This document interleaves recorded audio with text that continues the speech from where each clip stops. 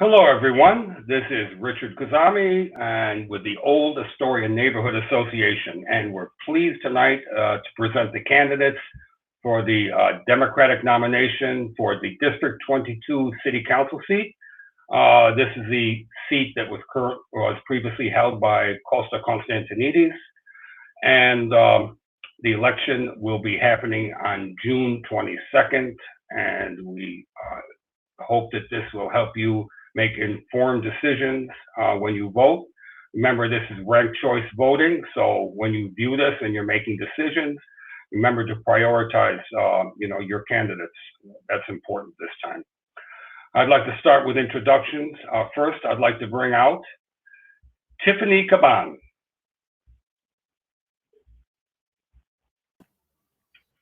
Hi, Tiffany. Hey, how you doing?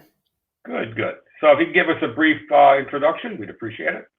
Absolutely. So thanks for having me. Hey, y'all, I'm Tiffany Caban. I'm a public defender, organizer, activist, and queer Latina raised by an elevator mechanic and a domestic worker.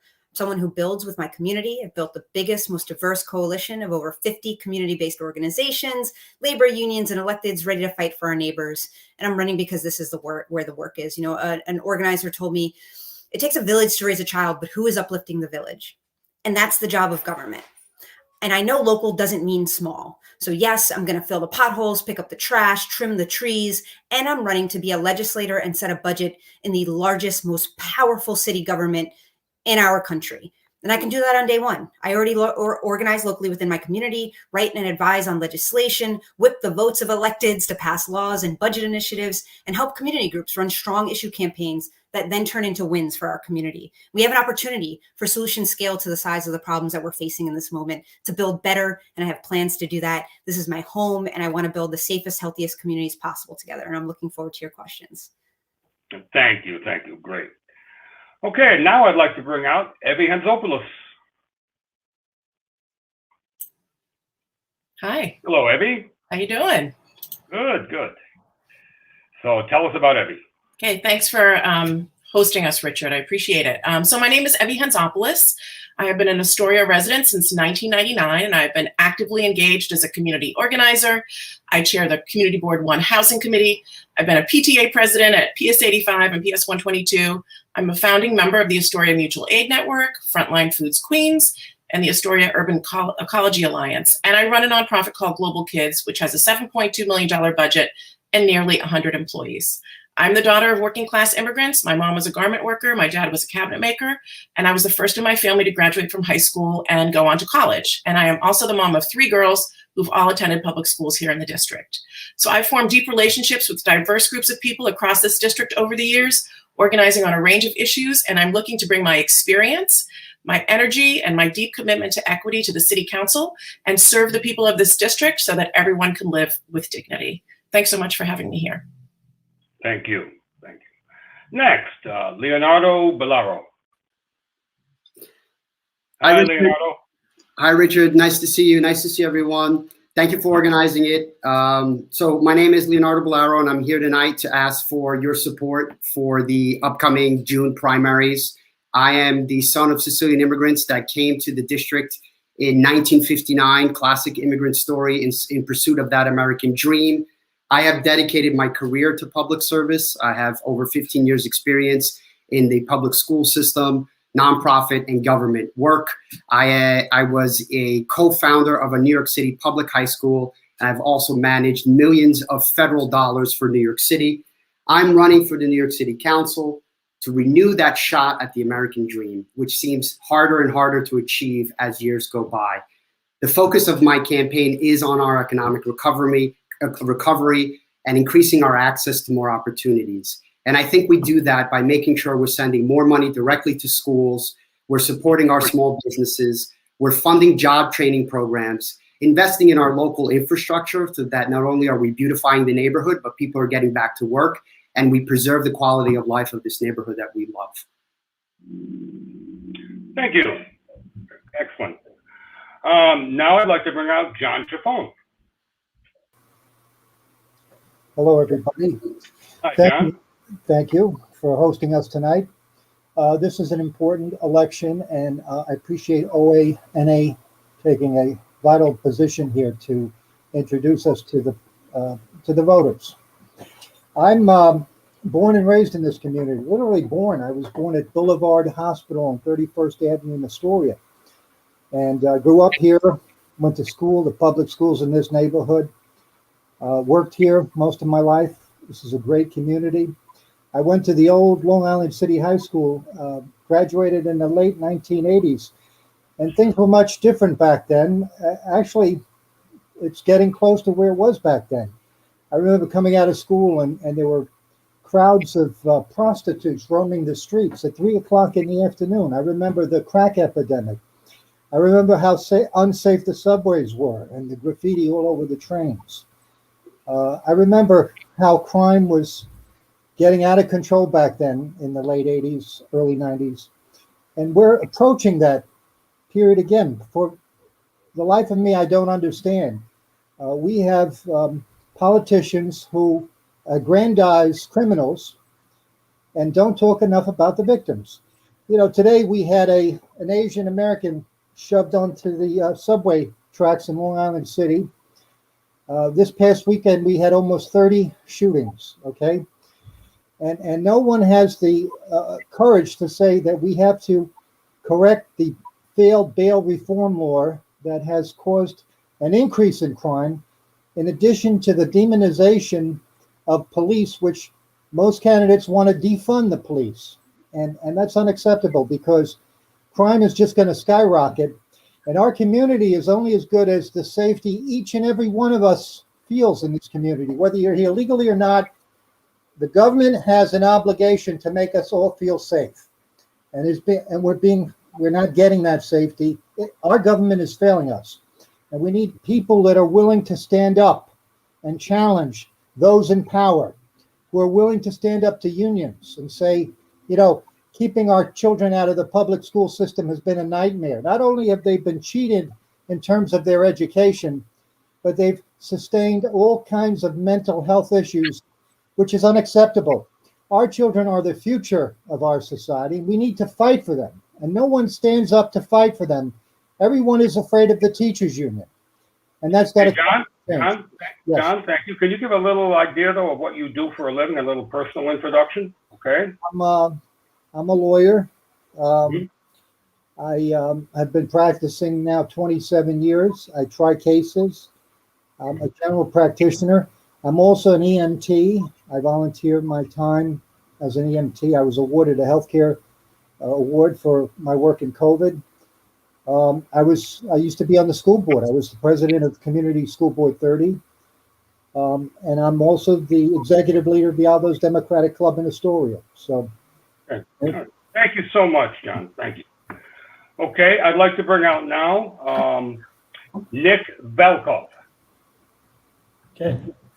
Hi. Thank you. Yeah, my name is Nick. I'm a small business owner and I'm a yoga instructor, and I'm running for city council because I have some ideas how we can improve physical health and wellness. And I think that's the most important step we need to make emerging from COVID. I have 3 ideas I want to share, definitely under 45 seconds. 1, fixing physical and mental health is very easy. When you compare it to all the structural fixes we need in the world, this one is low-hanging fruit. 2, fixing physical and mental health is very enjoyable. Exercise feels good. Meditation feels great. People love this stuff. 3, if we don't fix it now, we've got a tidal wave of problems coming. We've got kids who have more social media relationships than they do human relationships. It's going to be a mental health disaster. We've got adults who have been quarantining and living sedentary lives for a year. Hospitals can be overrun with that kind of a formula. And so if we're serious about addressing problems that are going to come, I'd say lean into a yoga instructor. I know how to fix physical and mental health. I've been doing it for a long, long time. Put me in the game and I can take it to the net. Thank you. Thank you, Nick. Okay, and last but not least, Catalina Joino. Hopefully I said it right.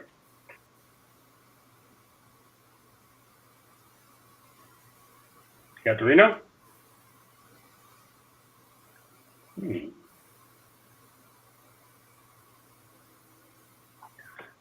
Oh. Okay, there you go. Okay. What's up? It's fine. Hey there, I'm Katerina Kat Joino. I was born and raised in this district, not literally because there is no hospital here that I would want to be born in. I was born and raised in this district. Again, my parents are immigrants. They moved in the 90s from Italy. They had me, popped me out as an anchor baby, and here I am to this day. I'm running because of that fact, because I love my town. I love the community that I was raised in. I'm sure that everyone who chose to live here chooses to live here for a very certain reason. And I know that I'm going to live here the rest of my life, and I'm going to force my kids and their kids, and et cetera, et cetera.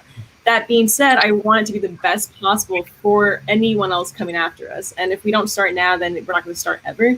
Again, I'm 24 years old. I graduated with a full ride from Columbia University with a bachelor's and a master's in urban policy. I've studied extensively how to create cities that actually work for humans. I worked for the Daily News for 4 years as a freelance reporter. We're talking to everyday New Yorkers. Before then, you may have seen my byline to Cross Astoria in the Queen's Scene, the Queen's Gazette. So if you walk down Rosario's, for example, you'll see my name and Rosario's picture next there. Or you walk around and you just start talking to people. Or you can go through Oana's, sorry, farting car. You go through Oana's, like emails. You'll see me as a 14-year-old trying to get an internship with you guys. At the end of the day, again, I love my town. You have to vote for someone who loves where they're from and wants to make sure that they have the best interests of the people who live there in mind. And so hoping that you guys can vote for me for that fact. Thank you. Thank you so much. Okay, we're about to start section 1, which is questions. Each question that I ask will give each candidate 1 minute to respond to that question, okay? And we'd like to keep this moving as quickly as possible. So the first question is, and we will start, and I'm going to want to alternate who we start with. So in this particular first one, I'm going to start with Tiffany. She'll answer first. And the question is, what changes, if any, do you envision and advocate for on our structure for enforcement of our laws? How will you pursue this if elected? Tiffany, you're muted. Okay. Am I unmuted? Okay, yeah. Great. So one, I want to make sure that we are reorienting ourselves. We should simply be asking ourselves the question, how do we get the best public health and best public safety outcomes, period, right? When we think about what brings health and safety to our communities, it's community stabilization. It's access to healthcare, including mental health care, housing, employment, education. And so in terms of our laws, making sure that we're legislating to protect those things and people's access to them, and that we are not using our laws to disproportionately hurt people who are being discriminated against or experiencing public health problems that are the result of government failure, right? So making sure that we're not criminalizing poverty, mental health, substance use, and that we are meeting public health problems with public health solutions, right? So making sure that we are leaning into expanding mental health care and access to that with people who are in mental health crises, expanding healthcare to the most vulnerable New Yorkers, whether they are part of our immigrant community, our Black and brown low-income working class community, and so on and so forth. So again, really deeply investing in a public health infrastructure and legislating to protect the interests and access to the things that people need to live with dignity and health. Thank you. Evie Henzopoulos.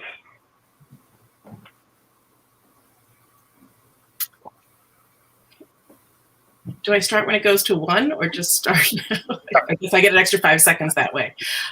So I think it's really important when we look at enforcement of laws, we want to make sure that those laws are just and that they're equitable and that certain groups are not targeted more than others. So we need to make sure that the laws that we do have are really to create a fairer society and a healthy society. I think we also need to make sure when we talk about laws, I think everybody thinks, violence, right? And that kind of stuff. But we have people breaking laws all the time, people who don't pay fines for traffic violations, landlords, like large corporate landlords who never pay fines for the laws that they break and the violations that they have. So I think we need to make sure that we are applying the law equally, fairly, justly. We change any laws on the books that are discriminatory, and that we make sure that we are not letting off people, who are wealthy off the hook when they do violate the laws. So that's kind of how I would look at it. I would want to make sure that we are looking at how we can utilize. Okay, I'll stop right there. Thank you. Okay, all right. Okay, Leonardo Bolero. Yes, Richard. So it's a really interesting. Oh, sorry. We'll do the Evie rule, rate 5 seconds. No, just don't follow that. Just go ahead. All right, we're starting the timer. So Richard, really interesting question, really open-ended question. When you talk about enforcing laws, I mean, I really think you got to go case by case, but a couple of things jump out at me. First off, I think the city has a responsibility that it's making sure that it communicates the intent of the law or the application of the law to its citizens. For instance, we have a new law coming on the books, Local Law 97, in terms of reducing the emissions of our buildings. A lot of things that I hear from landlords is they're worried that they don't really understand the law just yet. So before we start fining people heavily, we really do have to have a big public awareness campaign around informing that. I also think about things around small businesses. Right now, they're being crushed. And I would call for a cure period where they have an opportunity to reverse any violations before they get fined. As well as things that let's use technology to enforce certain laws so that we make them equitable. Thank you so much. Okay, John Shafon. Well, you have to make everyone feel safe. And right now, when I speak to people in this community, very few people feel safe. Very few people feel safe to go on a train, in the subway. Very few people feel safe in a park. When we've witnessed young children get shot in parks by people with illegal guns. When you see people being attacked because of their race, if they're Asian American, being attacked because they're Asian American, this is unacceptable. But you know what? We have judges. That's why we have judges.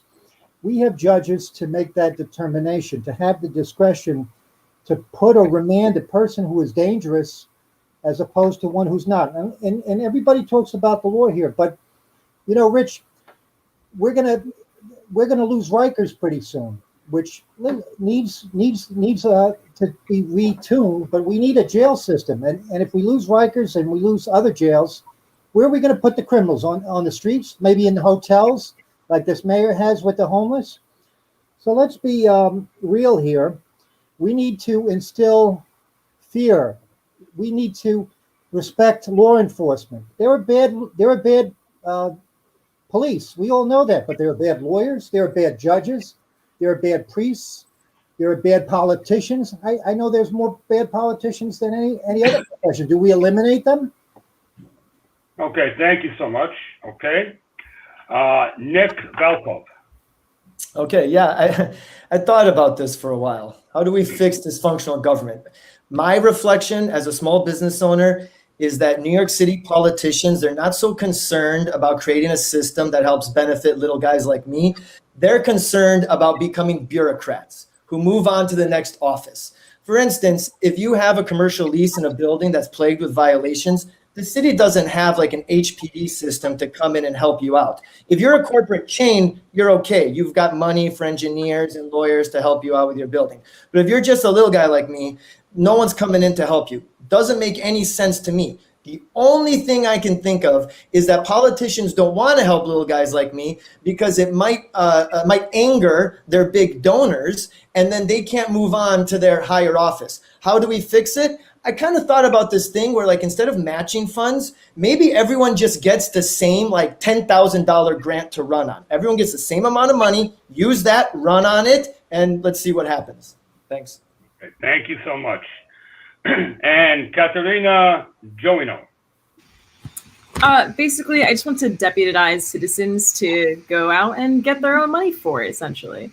I'm very proud to have been a 7th grader who co-authored the original no idling laws at PS 122.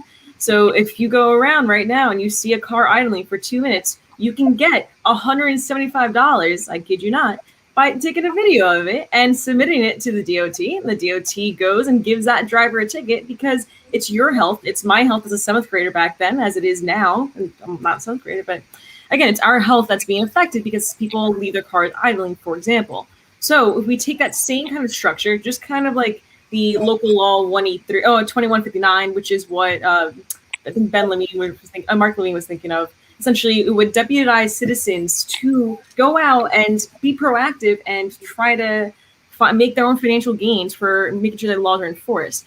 How many times are you annoyed that you see a driver, for example, double parked, and you're driving down Steinway and you want to get around him? Like, he should also get a ticket for inconveniencing you. So it's more of our laws are not being affected and they're not being enforced adequately. So we need to take it, unfortunately, into our own hands and make sure you get your own financial incentive for doing so as well. Thank you so much. Okay, second question. Do you have any suggestions on how to control the dirt bikes, ATVs, loud cars, and motorcycles that are plaguing our streets and parks? And this time we will start with Evie. Okay, that's been like one of the biggest complaints that I've heard of as I've gone knocking doors and talking to people. And certainly, what's happened in Astoria Park, what happened, little over about 2 weeks ago, what happened the other day. I mean, it's a huge problem. And I think the problem is that the police aren't doing anything. They say they can't do anything. And we certainly don't want chases where other people may get hurt.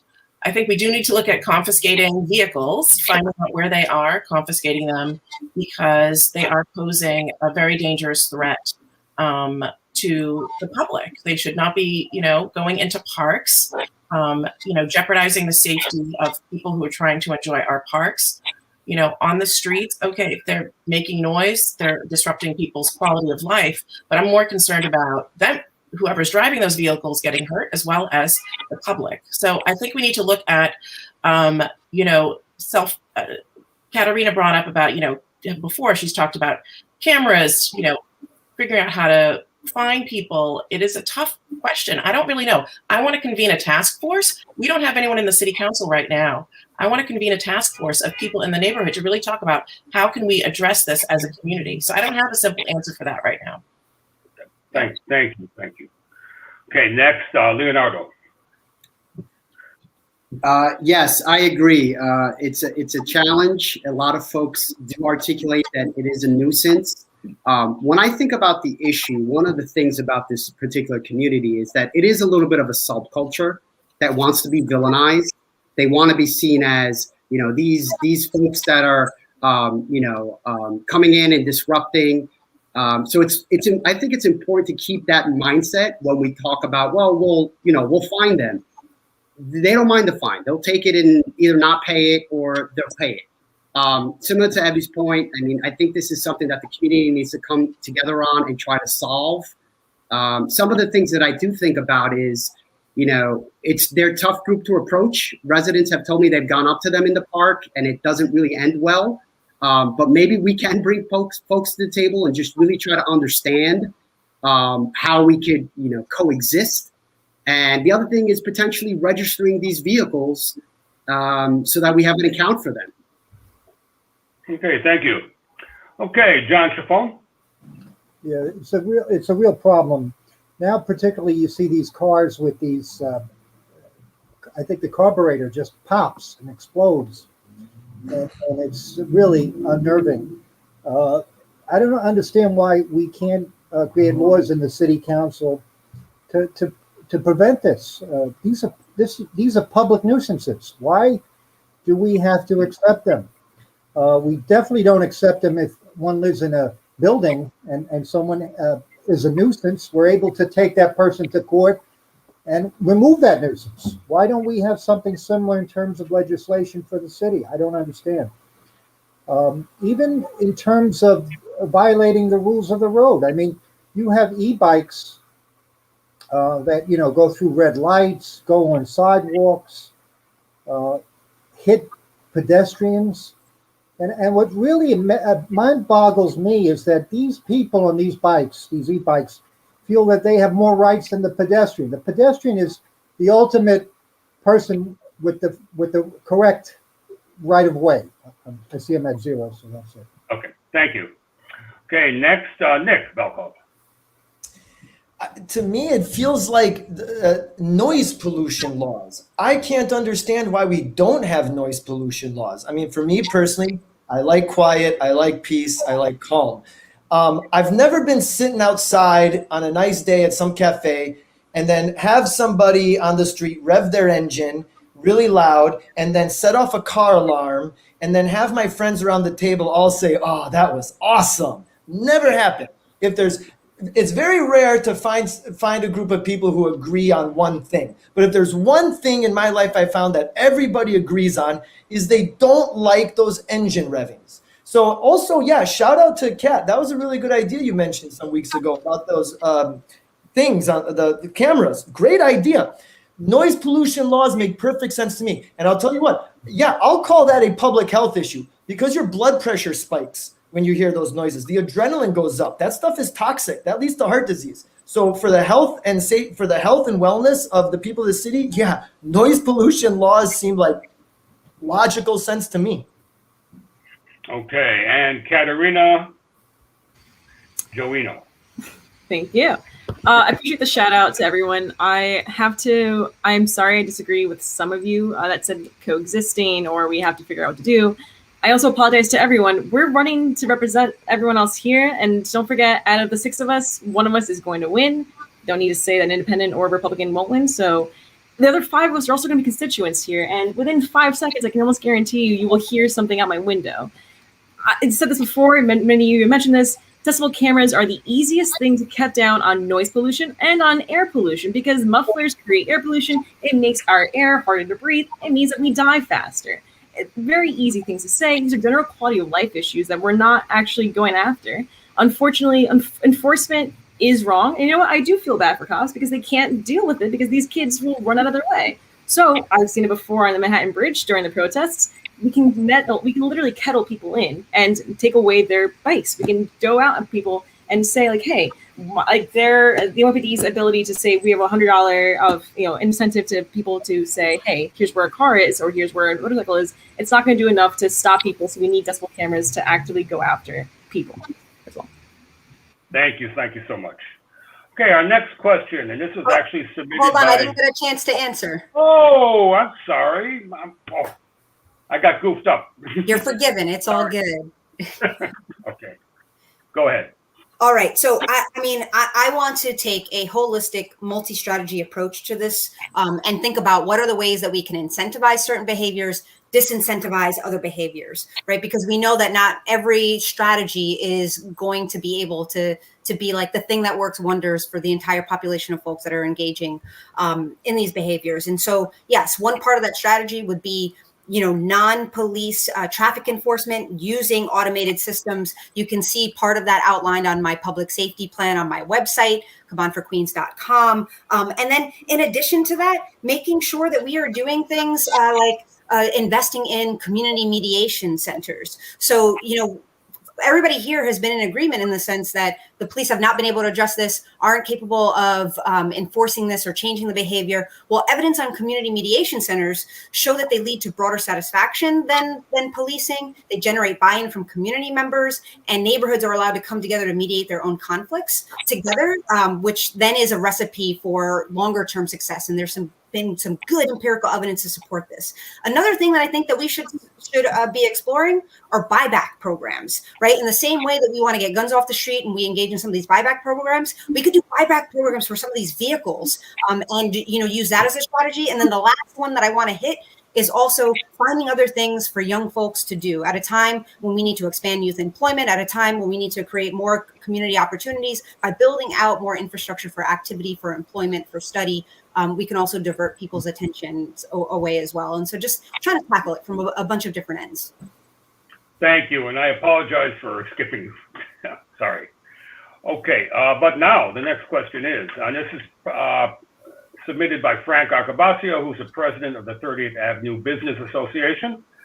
How small business friendly are you? Give an example of what you would vote for or introduce as a city council member. And we'll start, I think, with Leonardo, who's actually already answered part of this, I think. Sure. Thank you, Richard. I think for small businesses or policy stuff, we always want to look at long-term and short-term. Like you mentioned, Richard, short-term, what I think we should do is put a cure period on any violation until we get out of this economic downturn so that businesses have an opportunity to correct the wrong that they were violated for. It's very important that we change the culture of New York City where we treat small businesses, we support and we celebrate them, and it's not a culture of compliance and regulation. The other thing that I like to talk about regarding small businesses is, and there's just been a debate in the past, is commercial rent control. Similar to what we do on the residential side, I believe that we need to create a board that looks at fair incrementals. I tell you that, and I mentioned that as a potential thing to study, is because I talk to small businesses and they have been in positions where when their lease is up, it gets doubled or tripled, and they're in a position where they were not able to plan for that, and they have to move operations, lose customer bases. So commercial rent control is something that I would like to lead a study on and lead the charge on. Okay, thank you. John Shafon? Yeah, unfortunately, our small businesses are always being attacked. The city gets its main revenue from small businesses and property owners. And with the small businesses, try to open up a restaurant, try to open up a bar. You see the hassle you have to go through to open up a business. The city doesn't support small businesses. They overtax small businesses. They hit them with fines and fees and regulations. Signs. The city council passed a good law recently where they stopped the city from issuing sign violations because DOB inspectors would go down the block and issue a violation, all to raise money for the city so that the city can waste its money through graft and waste that is common for, like the mayor's waste of over $1 billion for mental health. These are examples of people, and that's the problem with government. You have people that don't understand business, like the mayor, who never operated a business. You have no clue of how it is hard to run a business. The businesses in our city are always under attack. And with me as a city councilman, I'm going to defend small business so that they can survive and hire other people in the community. Thank you. Nick Valco. Yeah, I think commercial rent control is the most important thing. And actually lease security. There's even if we have commercial rent control, a landlord can still, upon expiration of the lease, revoke the lease and then keep the building open and wait for a neighborhood to gentrify for Starbucks or Dwayne Reed or Chase Bank or something. So commercial rent control for sure, but businesses need to be able to keep their lease or at least have a guaranteed option to renew their lease upon expiration. Also, vacancy taxes. A lot of times landlords will keep a building purposely empty, waiting for the neighborhood to gentrify. So Starbucks comes in with an offer. A vacancy tax could help incentivize landlords to fill that with a local mom and pop business. And then, some better protection with like building care. My origin story was in West Harlem. I opened up a yoga studio. The building was in disrepair. The landlord was negligent. I reached out to the city for help. They didn't send anybody to help. They said, if you can start your own business, you should know how to fix up the building yourself. And I think that's a backwards way of thinking. They should have HPD version for commercial buildings as well as residential. Thank you. Katharina.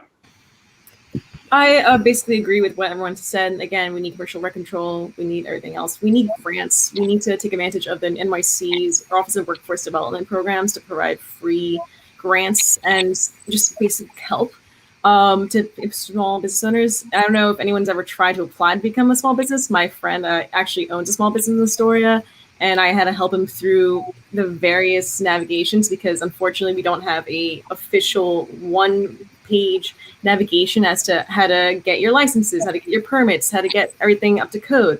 So just streamline that process. I want to differ from the rest of my candidates and the colleagues and just say that I am unique in the sense that I'm looking to create small business opportunities in the district by making Astoria and 22 a layover destination. I have a whole scheme here planned where essentially we would be filling up the area between LaGuardia and Rikers Island, making that airport a full-on international airport, increase foot traffic to the area. And when people come down to LaGuardia, they would get a pamphlet saying, hey, you're in Astoria, but you're also in the entire world. Check out all these other small businesses. And it would be a huge this opportunity for everyone else in this community. Thank you. Okay, Tiffany?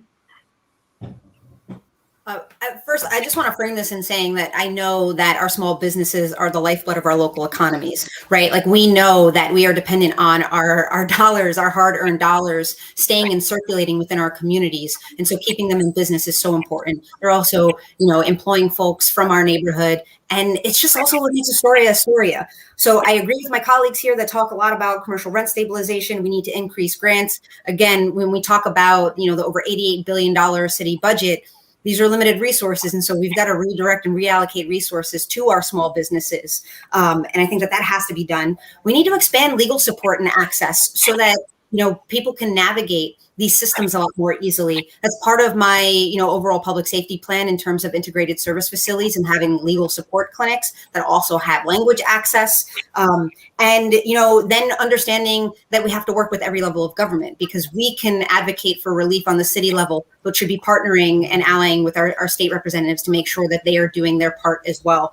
And then finally, I will say, in terms of when we talk about short and long term, we have to establish a public bank, because we know that it will serve our small business owners better. And I'll give you a very quick example. Throughout the pandemic, there were a couple of places that had a public bank. And in those places, small businesses got PPP loans much more quickly and much more racially equitably than other places where the money was filtered through big banks who went with their big companies that were the leverage the most, that had the biggest accounts. And so making sure that we're prioritizing our small businesses by taking control and having a public bank. Thank you. Evie Henzopoulos. Thanks. So in terms of am I small business friendly? During when COVID hit, I co-founded an organization called Frontline Foods Queens, which has raised over $700,000 to pay our local restaurants. These are our friends who work here in this community to make meals for frontline healthcare workers and now folks living in NYCHA and utilizing food pantries. And that was about helping to keep those local restaurants afloat during a crisis and making sure that our community was taken care of. I think what happened with the PPP loan, I helped over 20 people navigate the PPP loan process because they could not get help from the larger banks, which does speak to the fact that we do need to have someone on staff in the city council, in my office when I'm a city council member, who is there to help our small business owners, particularly our ones who are from immigrant communities and may not have access to information. And I think that's a huge problem, even with the Restaurant Revitalization Fund. We want to make sure that everybody has access. And so we need people on our staff who can facilitate that. I think that things like a vacancy tax is important, but most importantly, the Small Business Jobs Survival Act has been languishing in the city council for over a decade. And this would guarantee a right to renew. The landlord and the tenant agree on the terms of the lease. And if they can't, it goes to arbitration. If you can have all the commercial rent control or rent stabilization you want, but if you don't get to renew your lease, it doesn't matter. Those are just some of the things. Thank you. Okay. And next question. OANA has proposed that no more bike lanes be constructed unless traffic controls be installed on all existing and new bike lanes. This would provide a safe and controlled environment for all vehicles, from alternative personal transport to bikes, cars, trucks, etc. How would you propose to provide safety for users of our public roads? And we'll be starting with John Shafon. We have expanded our bike lanes in this community. Look at Crescent Street. I think that was a big mistake. Where you have a two-way bike lane on a major artery next to a hospital if you go to 30th Avenue. And I appreciate, as a EMS person, that you need access to the hospital. You need to get there very quickly in an emergency.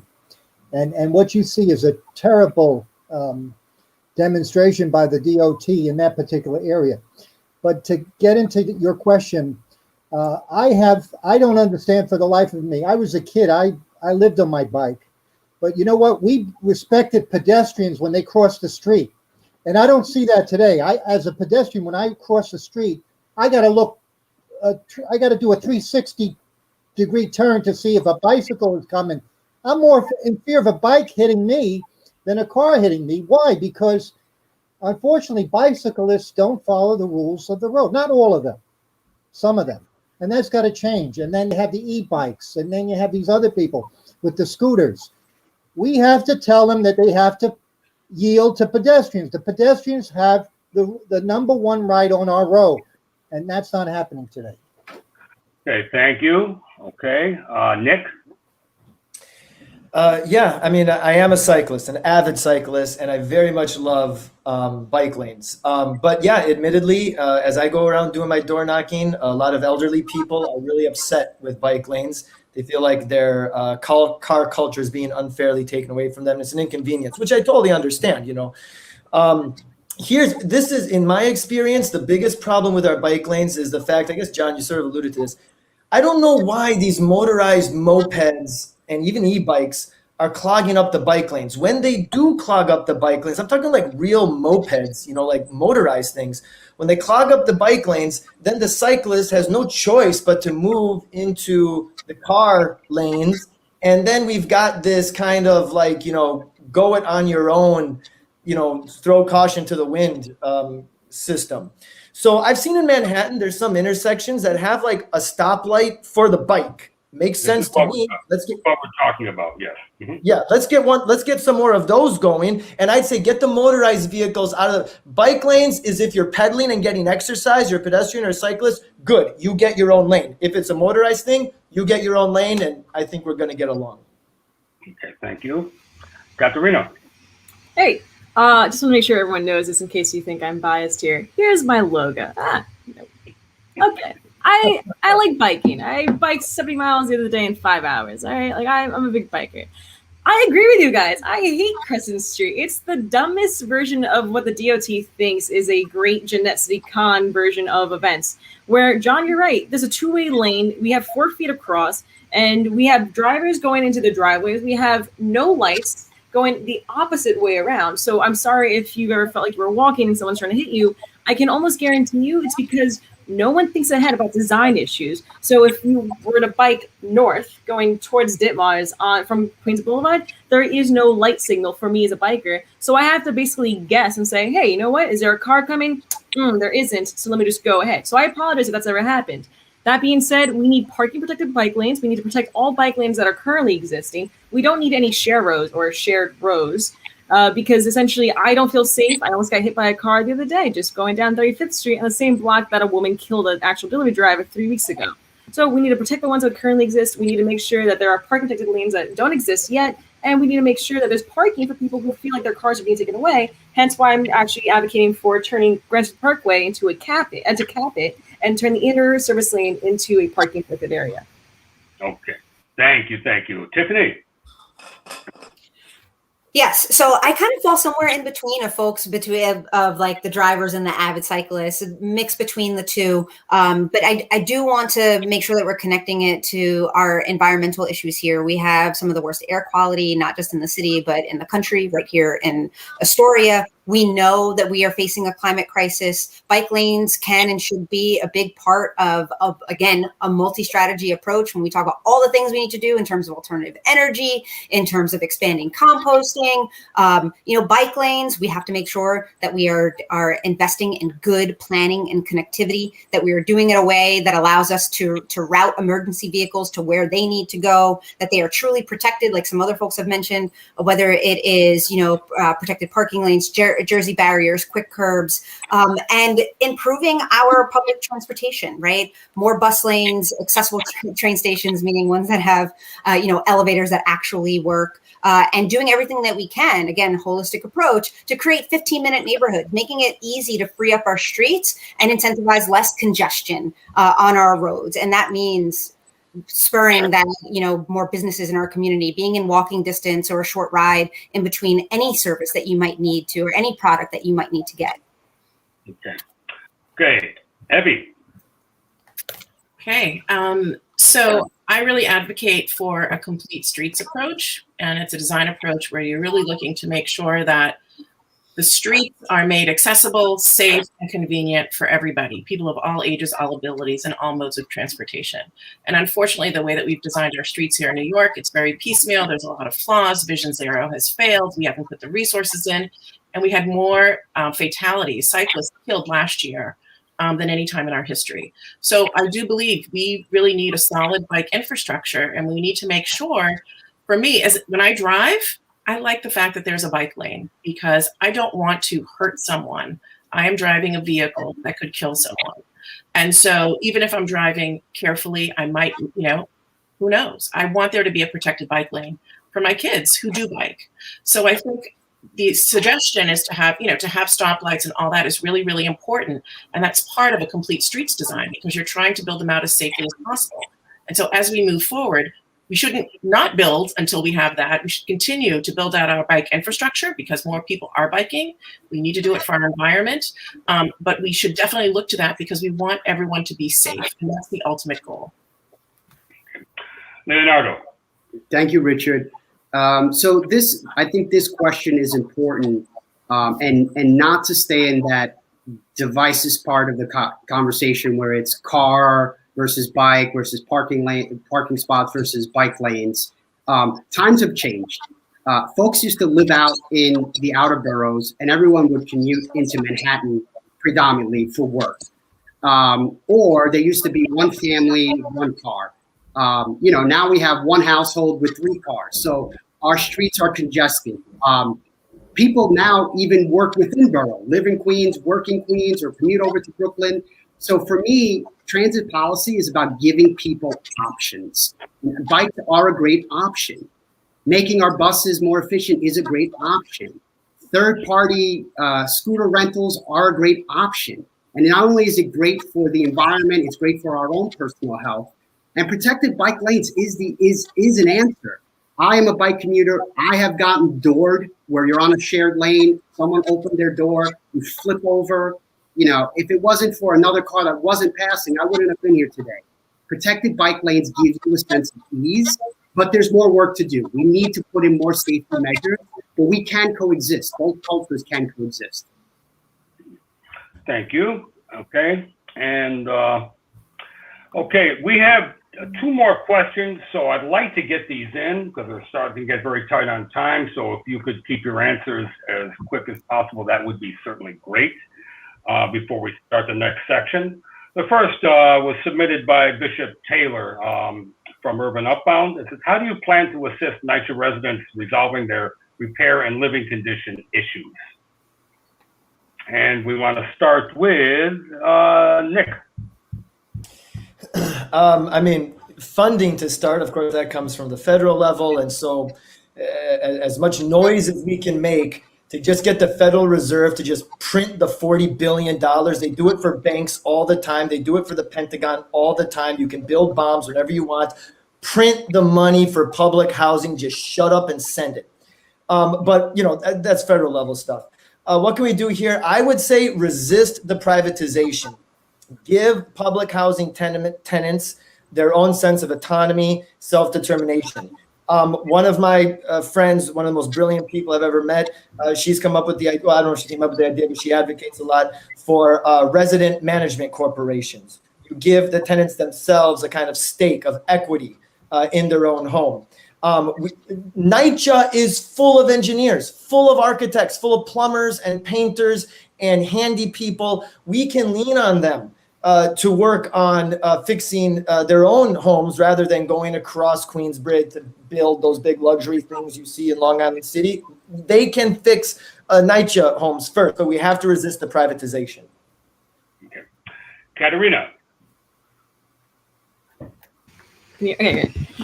Again, essentially what Nick said before, but also what I can almost guarantee every other candidate will say too. We're going to have to make a mess and yell at all the state and then yell at the federal government, hopefully not have a mayor that worked at HUD and doesn't know how much the housing costs in Brooklyn, let alone NYCHA. Essentially, we're going to have to infuse cash that the city already has and doesn't have and can demand from Albany and the federal government to gain in the first place. That means taking $40 million a year over the course of 10 years from the Battery Park City Authority, for example, or looking at other aspects, kind of like, not to point to various mayoral candidates, but looking for ways to streamline funds because we don't have full jurisdiction nor authority over how to spend money into it, nor is it fair, essentially, to people who live in NYCHA as well as people who don't live in NYCHA, who are basically having to pay through our taxes for things that shouldn't be held up in quality of life. A big theory is cut curve theory, where if you keep funneling money into NYCHA, for example, where something is over 30 years old, we're only making it up to date for 30 years ago, not making it actually livable for today. So essentially looking for actual other renews to make sure people can live as opposed to renewing something that's already broken. Okay, Tiffany now. Mike, can you hear me? Yep. Okay, so Bishop has this saying where he says, Do you know what NYCHA stands for? And he says it all the time. He says, no, you can't have anything. And it reminds me, quite honestly, of my family. My parents grew up in the Woodside houses, literally just a few feet technically outside of this district. We can talk more about redlining another time. But, what happened back then continues to happen now. I talk to folks that are still living in Astoria houses and other housing complexes around the city, and complaint after complaint is made when there are all types of hazards in the houses. And then what happens is you just get a fresh coat of paint, right? You paint right over the problems. And so making sure that we are fully funding public housing. Yes, a lot of that comes from the federal level, but the same, communities that have been over-policed, over-criminalized, and resource-starved are the same ones that should be invested in directly when we talk about divesting from the bloated police budget and investing in our communities. And that means investing in the individuals who live there as well, because I am part of a 2%. I'm a lawyer. I make up 2% of lawyers around the country. 2% of lawyers are Latinas, not because we aren't smart, not because we aren't capable, but because more often than not, we do not get access to the same kinds of resources and opportunities. And so expanding and funding programs like New York City Rises to make sure kids are going to college, and Zone 126 that make sure that kids are getting in school, staying in school, and supporting families. I was a chronic absentee as a kid, not because I wasn't smart, didn't care about school, because my family was struggling. I was struggling at home with a lot of different issues. So providing our families with holistic supports and, moving away from the dehumanizing and quite honestly, like violent legislative and budgetary practices that we have been imposing on folks who grow up in public housing. Okay, thank you. Evie. Yeah, I want to thank Bishop Taylor for that question, because I feel, NYCHA has been disinvested and neglected for so many years.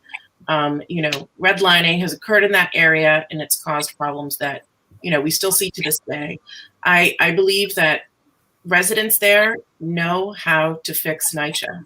So resident-led management, I think, is really, really important. And a lot of residents associations across the city aren't aware that that is an option, that they know best, that they know how to fix things, and that they could actually take ownership and take responsibility for that as well. So I think really educating folks on how to do that, I think, is important, and supporting them in their efforts to do that. I'm at Astoria Houses every Tuesday. I've been there for over a year, doing COVID-related relief stuff and also talking to people. And Nick has as well with Justice for All Coalition about their rights. And there's no accountability. So NYCHA needs to be sued. They need to be sued for the fact that they have not lived up to their end of the deal. People pay rent there. And so the city should be setting up an emergency repair fund. Astoria Mutual Aid has provided air conditioners, heaters. It shouldn't be the community doing that. That should be coming from our government. And so as a city, we should be making sure that we are helping to facilitate those repairs immediately. Okay. And Leonardo. Richard, thank you. It does come down a lot to funding, and the panel has talked about the issue. There's a current recommendation that the status of NYCHA gets converted to a public trust, would open up a whole slew of new financial dollars. And that is, as I said before, short-term, long-term. That is the long-term fight, because repairs, these are costly repairs. They've been neglected for years, and there's a lot of work to do. So I do support the notion of converting NYCHA into a public trust. In terms of short-term, there has to be a certain amount of political will with the next administration, both mayor and the council coming in, to prioritize this issue and accountability. While we don't have the money always, we can become more efficient as a service provider, as the government. So we do have to look for more efficient ways to attack the problems and the repairs to serve the people of NYCHA. Thank you. John Shafon. We've seen NYCHA as a big failure. It's a public bureaucratic failure. Let's look recently at the lead paint issues that all the buildings have at NYCHA, but were covered up by this mayor and his commissioner. They falsified lead paint documents. Now, the federal government looked into it, the U.S. Attorney's Office.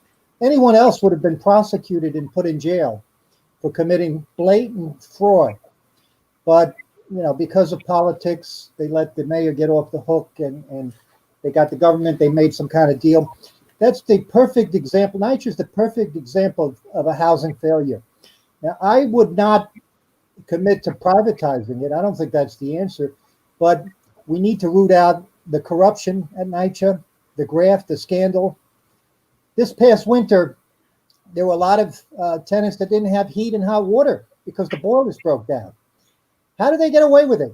You could put a landlord in jail, a private landlord in jail, if he doesn't provide heat and hot water to his or her tenants, okay? But NYCHA gets away with it because they're a public entity. Same thing with the Green New Deal. It doesn't apply to NYCHA. They could keep polluting and polluting and polluting, but Jane or John, the small homeowner, has to be in compliance with the Green New Deal. I've got a question for everybody here before we proceed. We're just about running out of time. It's 7:26 now. There's actually one more question in this section. We didn't even get to the other sections.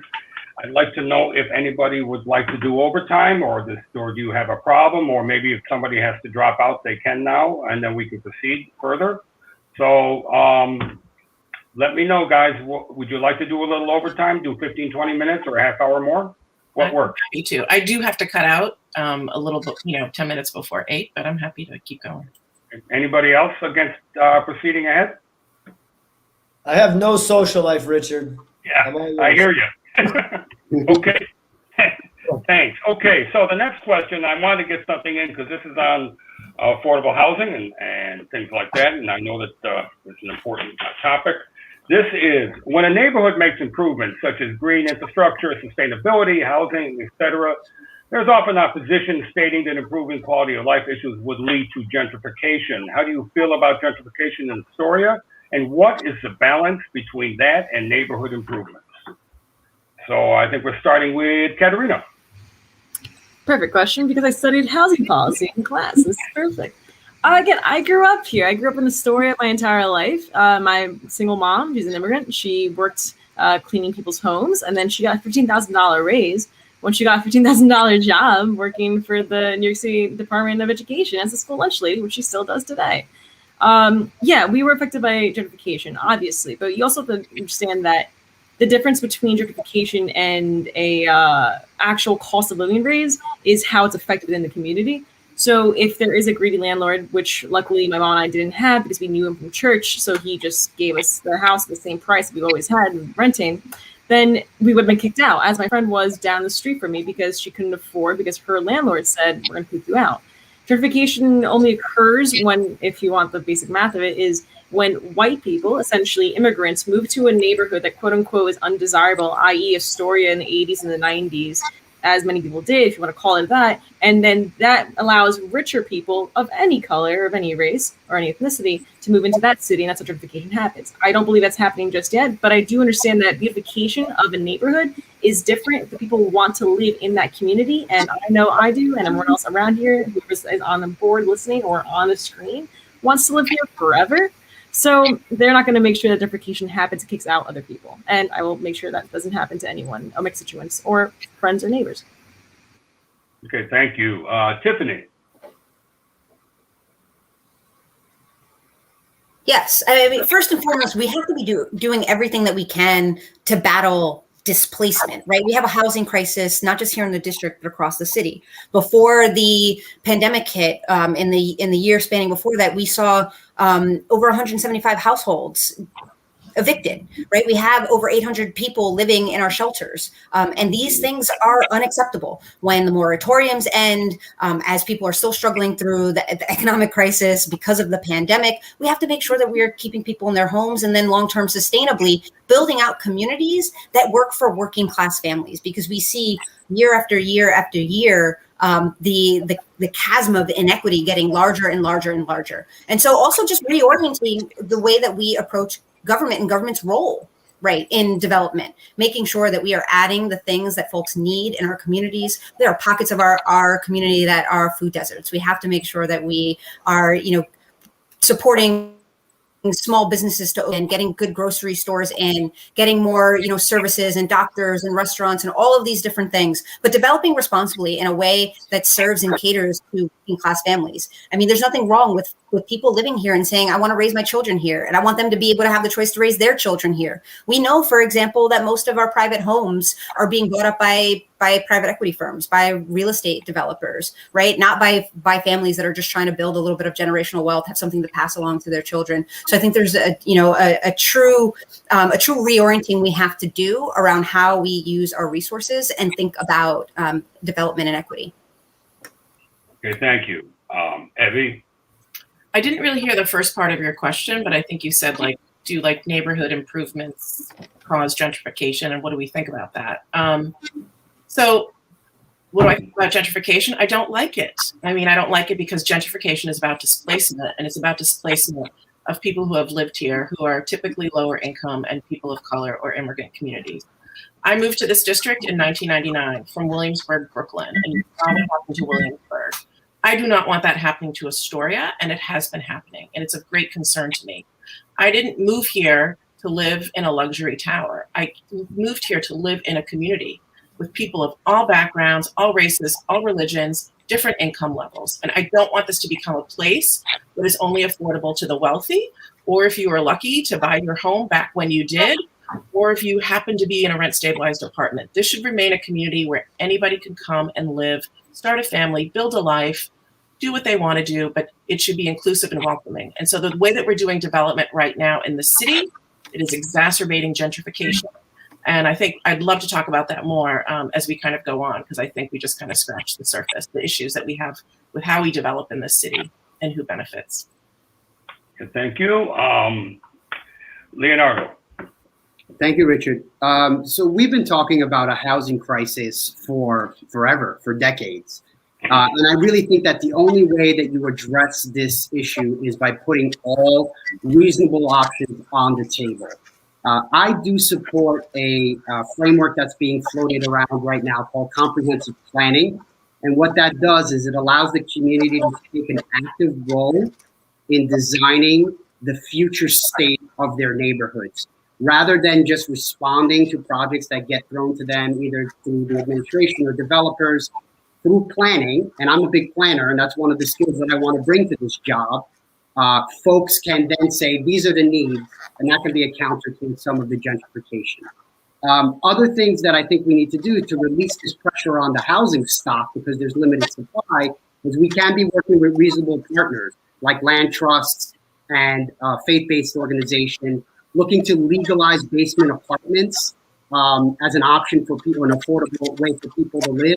And also looking at some of our older manufacturing zoning laws to see if we can open those up to more development. Okay, thank you. John Shafon? There's no clear answer here, and you can't take a position against gentrification. For example, let's look at our district, Long Island City. Like I said, I went to school in the late 80s, the old Long Island City High School. There were throngs of prostitutes roaming in the daytime, 3 o'clock.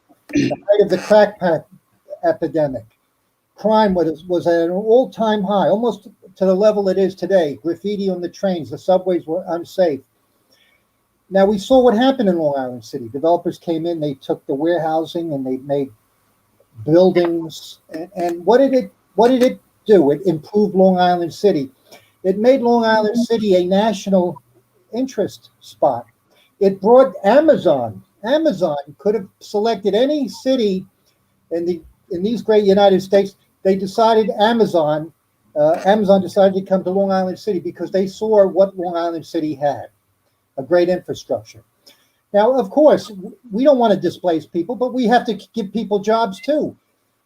The tragedy with Amazon is we lost 20,000 jobs. We lost union jobs.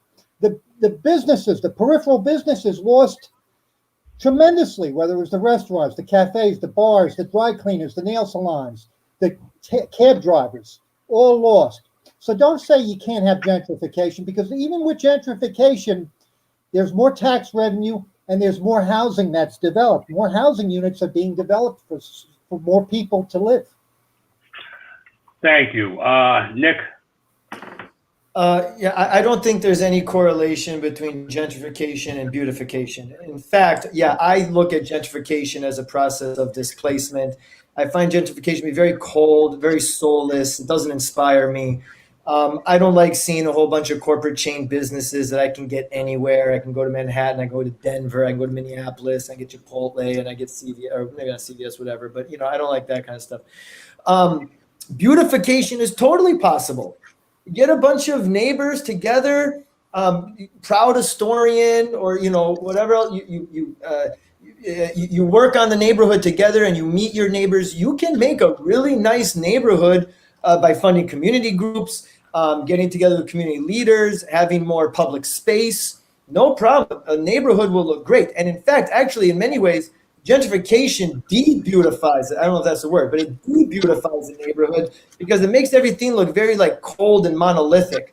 The beauty of the neighborhood is in the diversity. It's in the small businesses. It's in the protecting of tenants who have been living there a long time. Okay. Katerina.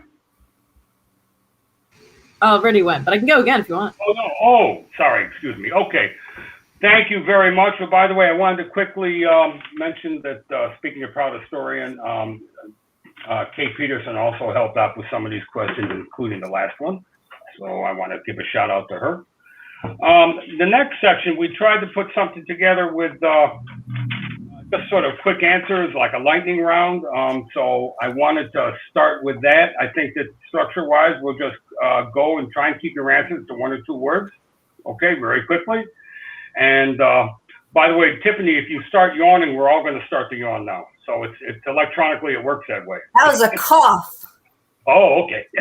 Terrible. I don't know about you folks, but terrible allergies this season. Like some of the worst in my life. I hope not. So far, I'm okay. Where I grew up, though, I grew up in Rochester, New York, and we had really nasty stuff. I'm in the middle of the farmland. So anyway, here's the first question, the real quick answer I'd like to get, and we're gonna start from the beginning, starting with Tiffany.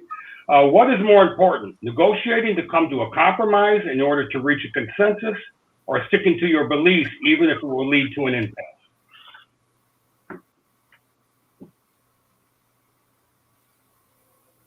I think it's not one or the other. I think that you can stick to your beliefs. I think that you have to find lanes where you overlap. There's a lot of work to be done with a little bit of time, and almost always you have places to move together without compromising your values. But then also you have to coalition build. You have to be able to come to the table and move things forward, even if it means sort of incrementally and you don't get absolutely everything that you want. And that's part of being in relationship and being accountable to a diverse set of individuals.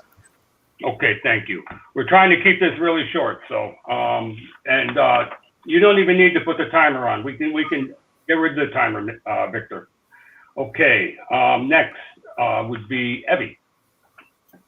I mean, honestly, it really depends on the situation, but I think as much as possible, you want to bring as many people to the table and hear everybody out, have people come to consensus. But there are going to be times when you have to remain adamant in your beliefs, particularly if we're talking about inequity, if we're talking about power. We need to make sure that everybody is treated fairly. And if that's my belief, right, I want to make sure that we have equity in the city. And so if that's going to be compromised, you gotta weigh it. Okay, thank you. Leonardo. Richard, this job we're elected to actually solve problems. And I think if we become too divisive, we're not going to be able to get anything done. So it's important to listen to all sides and make this decision that you feel is going to affect the greatest good. And I like to think about, in a negotiation, if both sides leave feeling a little unsatisfied, then it was probably a good compromise, a good negotiation. Thank you. Okay, John Shafon. I think elected officials have to negotiate and they have to compromise.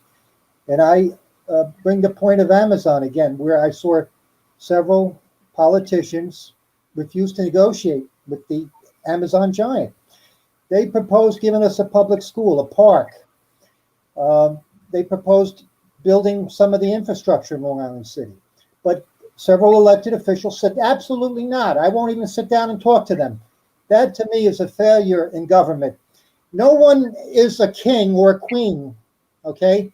We don't live in a totalitarian society or a fascist society or a communist society, so that the person who allegedly represents us dictates the terms and whether or not they could sit down and negotiate.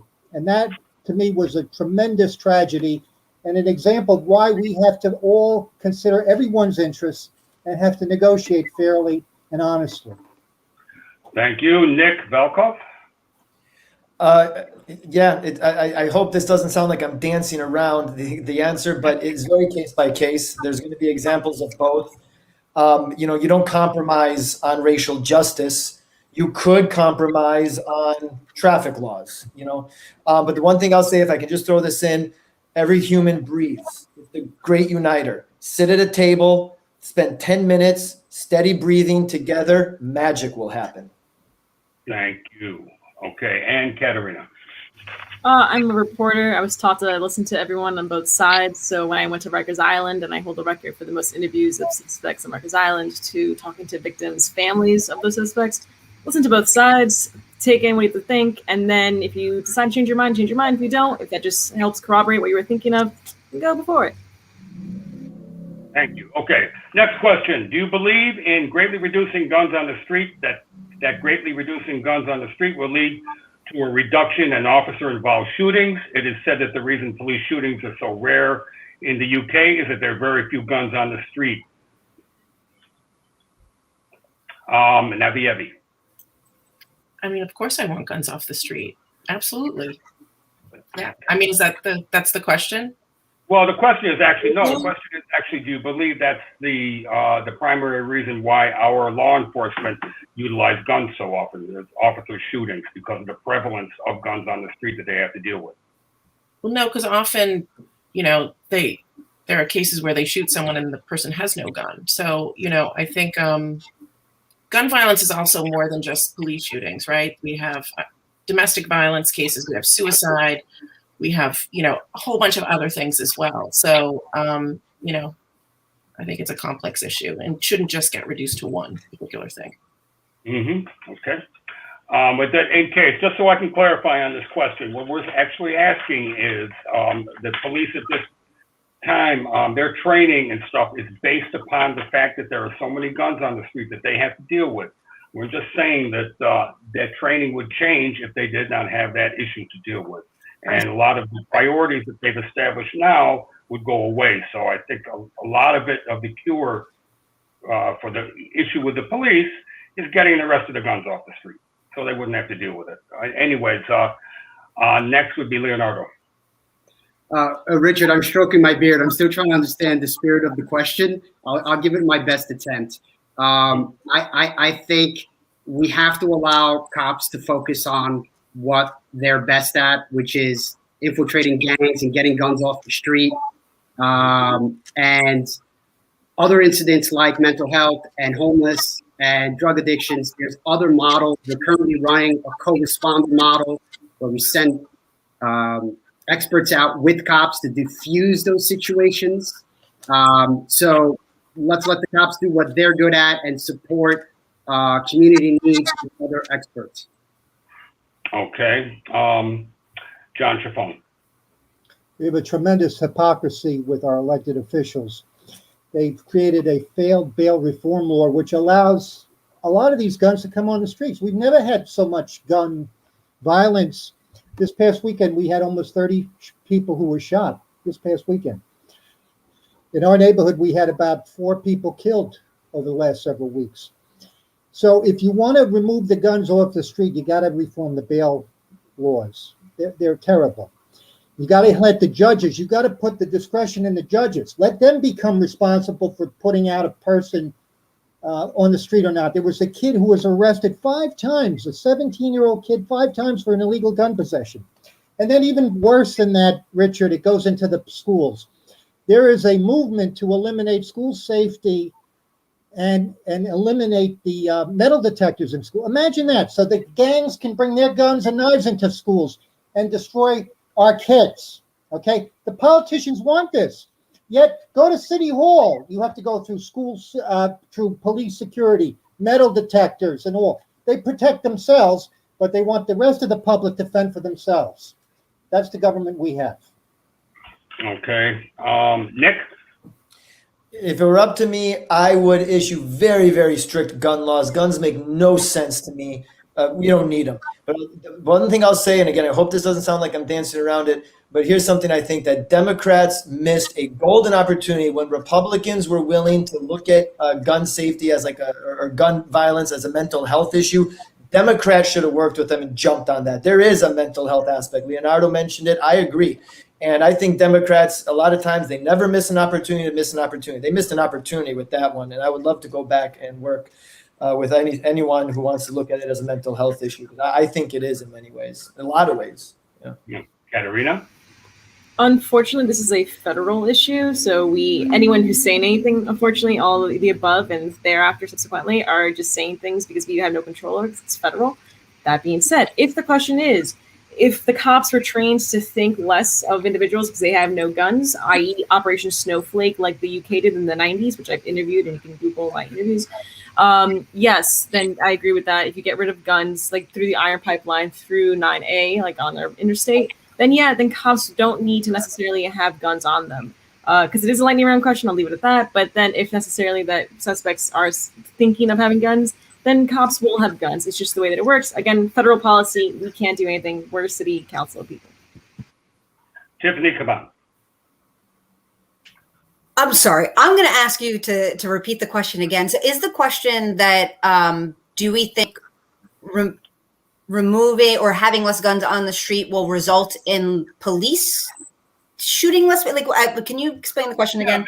Yeah, if there's less guns on the street as there is in the United Kingdom, then the police will not be trained to deal with shooting someone.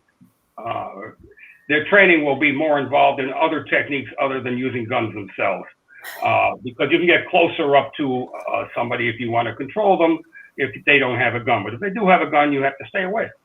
And the only way and this is how they're trained.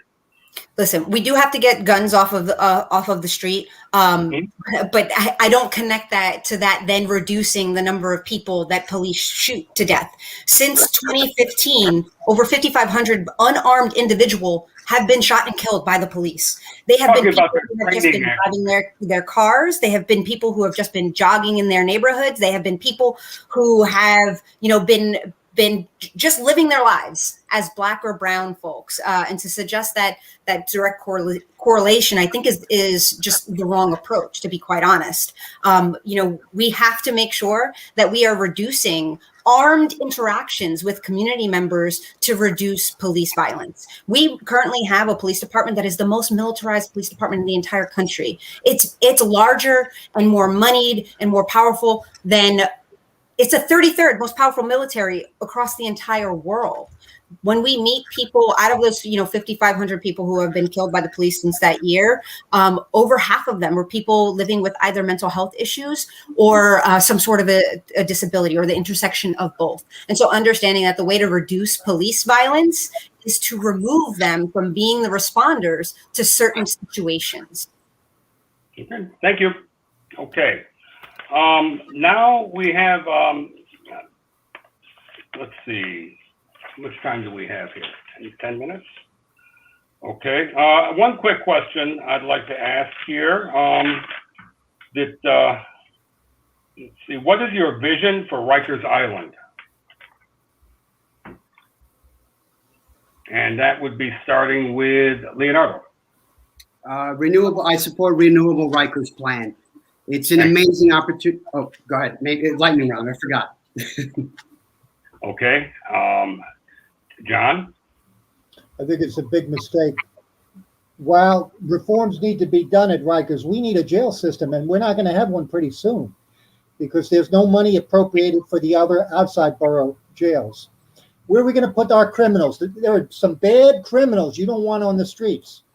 But with this mayor, they'll wind up in a hotel somewhere in the city. But we need to keep it open. Nick? Rikers should be a healing center. Every human being can be rehabilitated to be a compassionate human being. That we should be healing individuals on Rikers Island. It can happen. Katerina? Renewable Rikers is a baby step, should have been done decades ago. We're way too late. That's going to be great. So great. Make sure it's going to be in the summit of, again, LaGuardia Airport, like I mentioned before in the previous two of the questions, make it a destination, a layover destination, and also just ensure that it's a public park because we need it because it's only 16 square feet of public space per person in Astoria. Tiffany?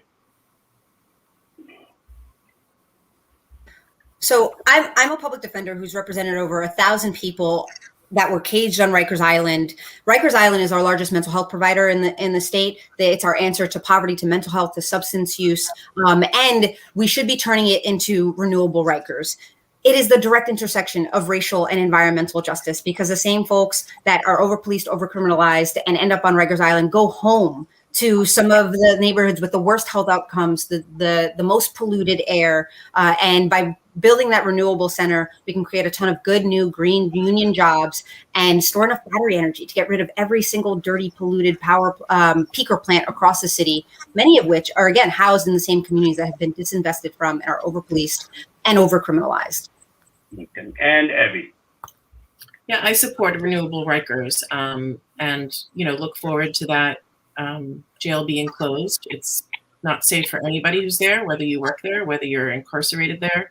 And it's highly contaminated. So as much as I'd like to put something like housing there, I think actually looking at green energy will provide jobs, will provide for a better environment, and will allow us to close the 16 peaker plants that we have across the city, many of them located near NYCHA developments. Okay. One last question for this round would be a very mundane one, but affects all of us. Dog waste on our streets and parks is becoming epidemic. Would you support public bag dispensers to be placed in our neighborhoods, especially as plastic bags, since they were deemed illegal, are just not readily available anymore? And that would be starting with Nick, right? Nick. Sure. Great idea. Hadn't thought of it. Sounds great. I don't like plastic, but yeah, I guess if there's to pick up dog poop, sounds like a good idea. Okay. Katerina? In Amsterdam, but again, I know if I say another city, then I lose automatically, but I'll say it. In Amsterdam, they go around with compost bins and actually don't even use plastics. So they have actual people who are hired by the city to pick up dog poop. And that's the best example ever. Also, I'm the only person that says smart trash cans, and I have the thing against trash because I want to walk down the street, be socially distant from people, and not to step over trash. So yes, it applies to that same thing. Thanks. Let me clarify that it doesn't necessarily have, those dispensers have to be plastic, okay? They could be of another material too, so, okay? Tiffany. Yes, I have 2 dogs, and I always walk with a ton of bags, but you never want to get caught without one. But this speaks also to a bigger issue too, and that I want to see more receptacles around. I know exactly what route I need to walk to reach the next one because I'm going to be walking around with my dog's poop for 10 or 15 minutes, and that goes back to our city's budget. It goes right back to that over $88 billion budget where we put the money and where we don't, and deeply investing in sanitation and waste management, so that folks have access to it really easily. And we're disincentivizing bad behavior, right? By making it super, super easy to clean up after yourself, after your dogs, and get rid of the waste. Evie. So most dog owners do clean up after their dogs. I'm a dog owner. I would like to see not only, something that people can grab, but also a receptacle just designed for dog poop. Because you cannot place trash receptacles on a lot of residential streets, but there's no reason why we couldn't place a specially designed just for dog poop receptacle so that people who do live in residential neighborhoods do have a place to dispose of their dog waste. Mm-hmm. Leonardo. Oh, great. I was so happy because I wanted to piggyback off of what Evie was saying. I've seen these on street signs, and I'm pretty sure they were put up by private residents. There's a block in particular where Astoria Lights apartment complex is, and it's exactly that. It's like a dedicated receptacle for dog excess, and it was put up by the residents. And for the record, I don't think it has to. It shouldn't be plastic. It should be something else. But I think that's a model that we could replicate. Good. And Nick, or excuse me, John Shafon. Yes.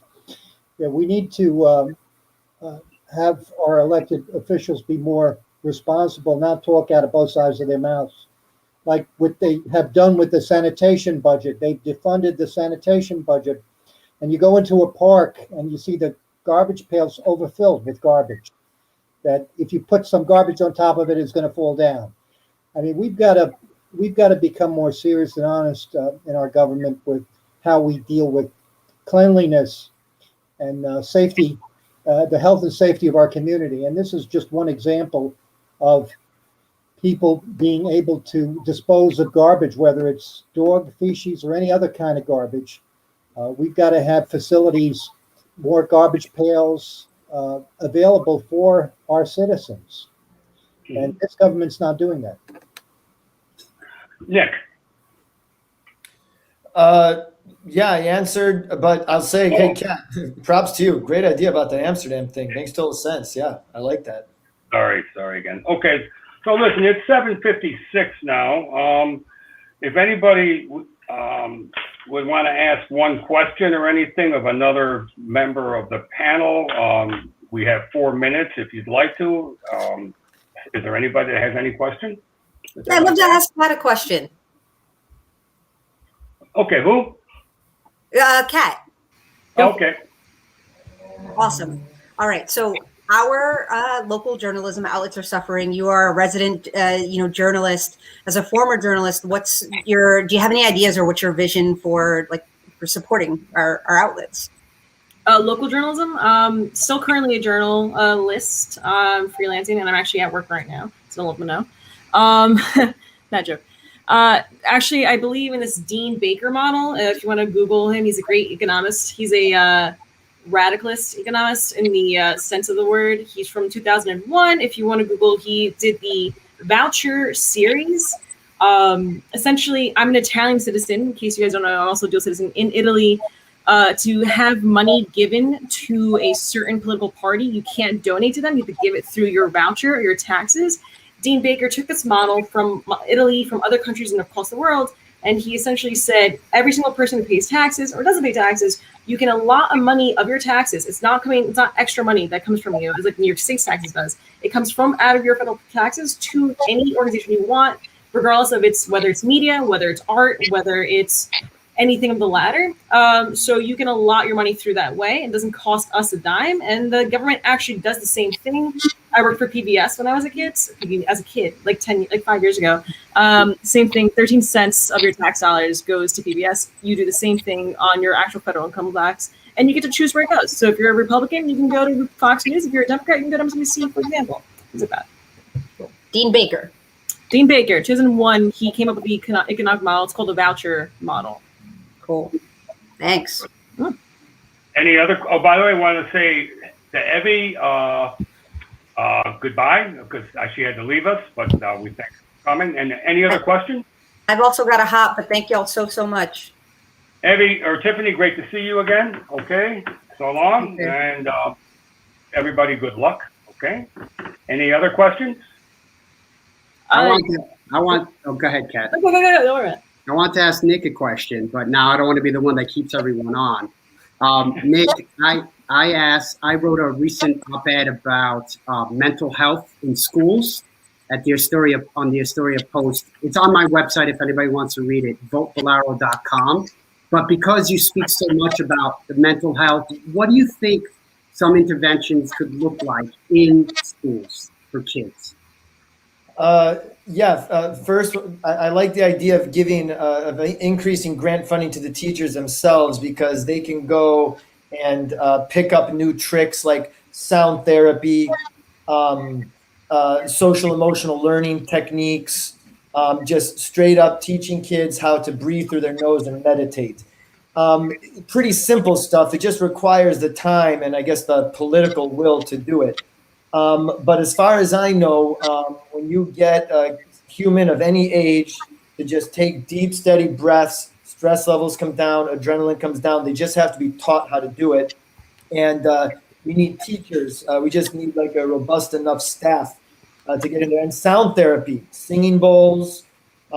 This stuff is really effective, very cheap, and to help keep kids calm. And then more social interactions. No more computers. Get rid of the screen time. They have to be eye to eye, heart to heart, energetically speaking. getting along with each other.